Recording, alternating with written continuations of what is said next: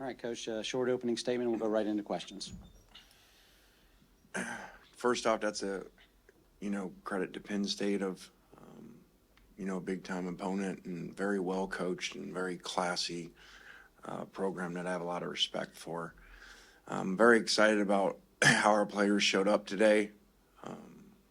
To come in here and have a chance to do something that's never been done before in the history of the school, to win 11 games and against a big-time program, big-time opponent. Just really proud of how they did. And like I told them, it's one thing to win some games. If you win a game, in the last second, a field goal goes in or it doesn't. That's one thing. But to play a game that in a lot of phases of the game, these guys played extremely well, kind of dominated certain phases of the game against, I know they were a little short with opt-outs, but, the number one defense in the country. So really pleased of our players to play a really clean, kind of penalty-free, really did a good job in situations, the 3-for-3 on fourth downs. Those are very critical plays in the game. So just really, really happy that 4 years ago got this opportunity to come here. Our Chancellor and Keith give me that opportunity to put the staff and players together, and it's been a really cool journey and one I'm really grateful for. All right, thanks. Questions, raise your hand. We'll get you our wireless microphone. Let's start right here in the front row on the left, please. Lane, you mentioned taking this job 4 years ago, and you said you didn't come here to be good, but you came here to be great. Where would you measure this on the scale of greatness? And also after the game, you said that, there's more to come. What is that? What is in store for Ole Miss in the coming years? Well, I think it's really, a cool time right now at Ole Miss. To win the most games in the history of the school and to have so many pieces already announcing that they're coming back, which I made sure a couple of them are still doing that after their performances today. But I think it's a really special time. And, I said that when we got hired, we didn't come here to be good and, win some, decent bowl games and some matches. We came here to be great, win New Year's 6 bowls like this, be a top 10 program. And so to not just have so many players coming back, but I think it's been well publicized, so many players around the country already joining in for next year. I just thought it was obviously extremely important to cap this thing off right, because I felt like the last couple weeks so much focus was on next year. These guys announcing they're coming back, all these great players around the country kind of coming together. Some of these guys joked about it, being the last dance next year, and I was just concerned there was too much focus on that.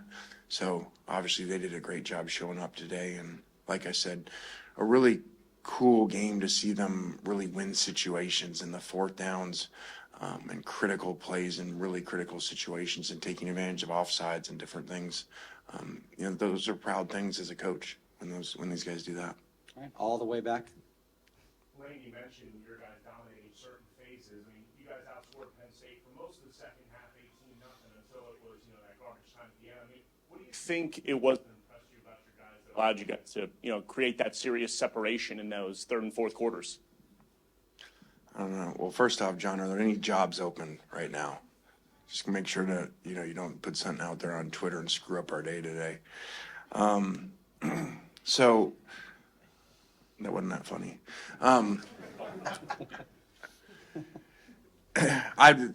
I really did think they did, you say garbage time. It's not garbage time. We need to close the game out better than we did. We didn't do a very good job in 4 minutes on offense there, and on defense. But that was really cool to come out in the second half like that, a game that we had to lead and really have a great kind of dominant third quarter in a lot of phases of the game. And I don't have it in front of me, but I saw the drive chart up on the big screen, before the end of the game there, the last couple series. And there were a lot of touchdowns and scores over here on our side in that third quarter and the first half of the fourth quarter, and a lot of punts and then a blocked field goal on their side.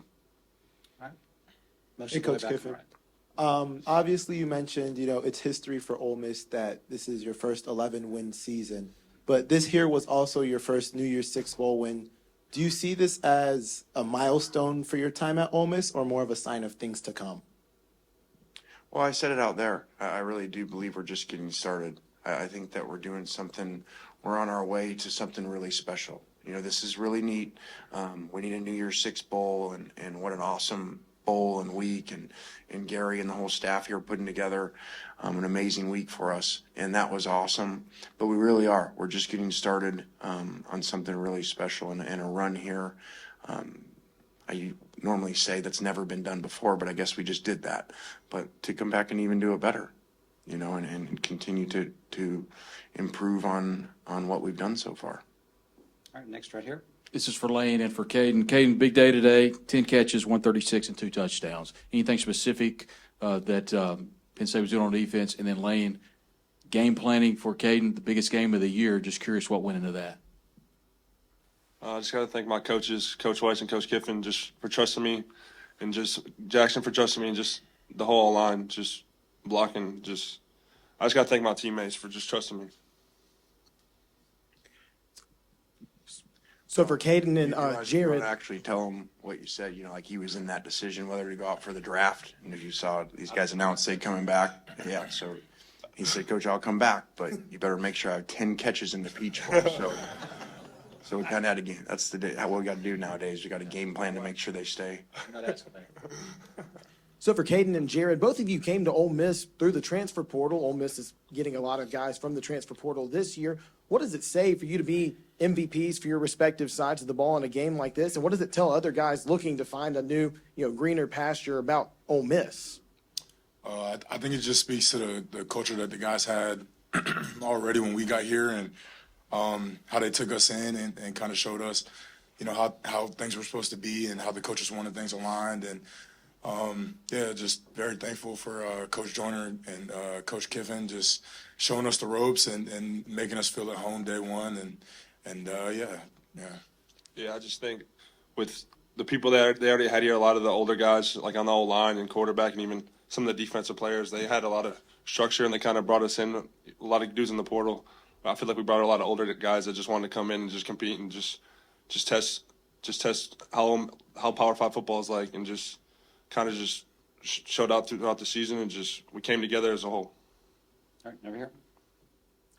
Lane, what did you see in the first couple of series of your offensive series against Penn State's defense that affected how you approached the game after that? And was tempo a part of that, part of trying to disrupt them? Well, a couple of things there. Just in studying and game planning, didn't really feel in that conference they had played much tempo. And, obviously that's part of what we do. And we were able to, that only works when you make first downs. And so we made some plays and were able to get into some tempo situations and, where they weren't aligned, and took advantage of that. But early on, there was a little struggle there.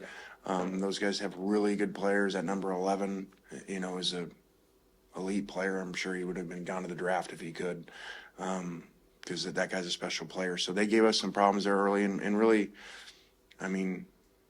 really kind of made it basic and said, okay, we're going to throw the ball quick, because they got really good rush, especially when they're blitzing him. And we said, we got matchups. We told them before the game, last night, this game will be won on offense in the one-on-one matchups at wide receiver and tight end.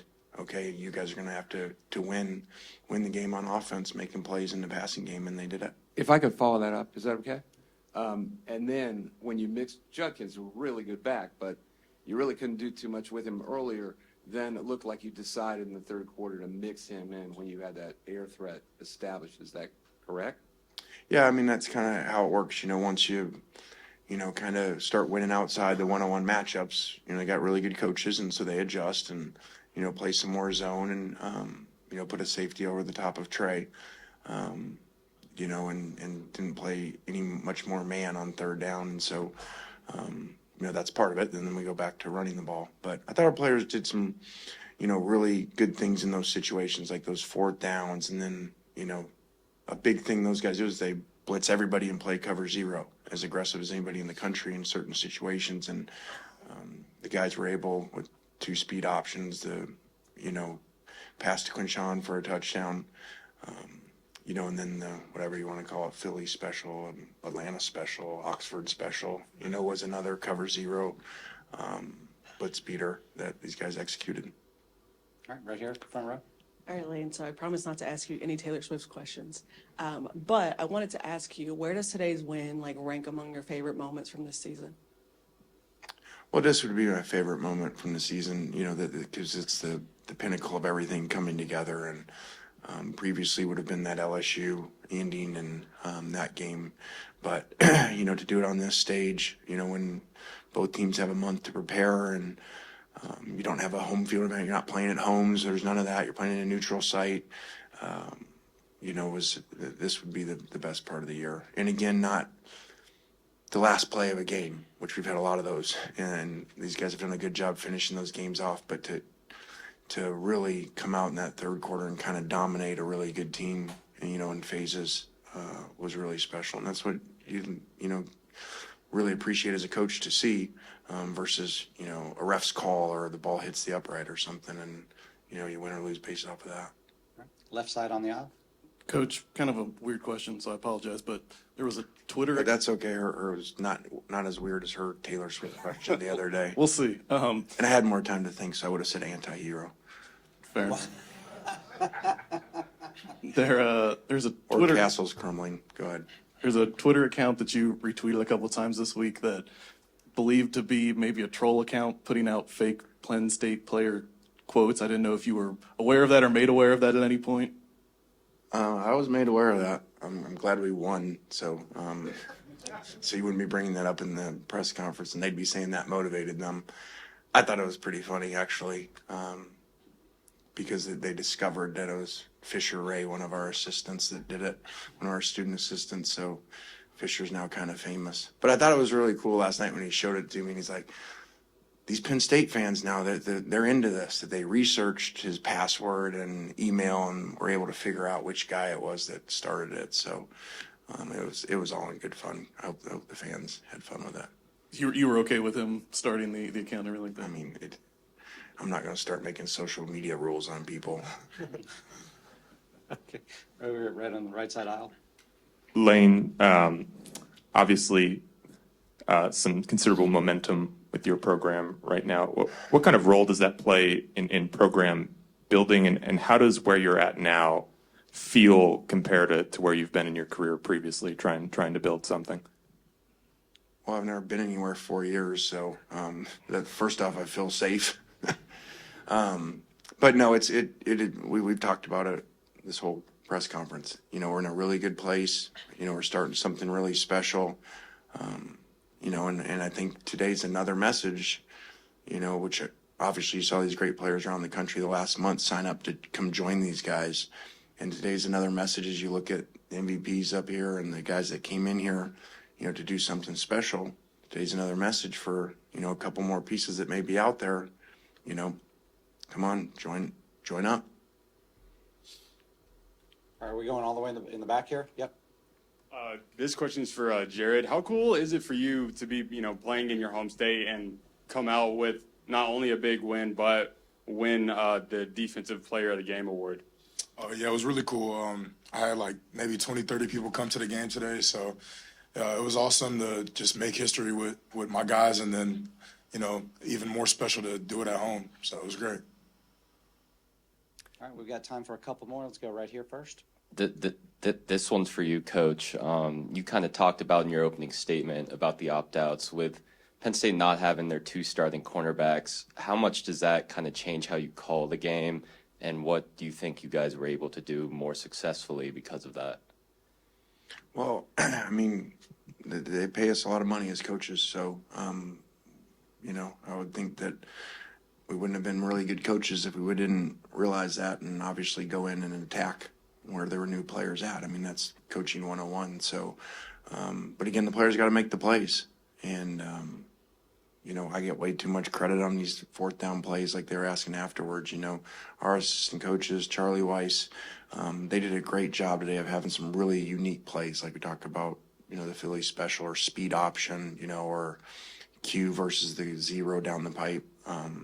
Those guys did a great job of game planning to beat a very aggressive defense in those situations and to take advantage, of different players in there. That's what you're supposed to do. All right, all the way back on the platform. Coach, with how last season started and then unfortunately finished for you and your team, just to be able to be here right now with your only 2 losses on this season being Alabama and Georgia, just what does that say about you, your team, and everybody else in that coaching room? I think that's good perspective, you know.